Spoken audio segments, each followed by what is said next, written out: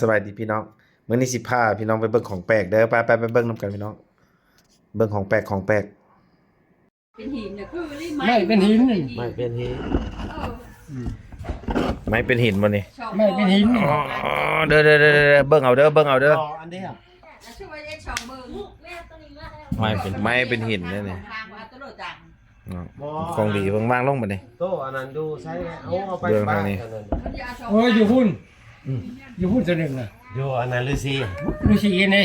ท้องอะไร ขาดเครื่องสะหอด เพิ่นอันนั้น มันเป็นสร้างไว้ เบื้องนี้เนาะคือไม้ผ้านี่แหละโอ้ ไม่ก็ได้ดอกเรียกว่าหิน ก็เอาเบิ่งมันไหม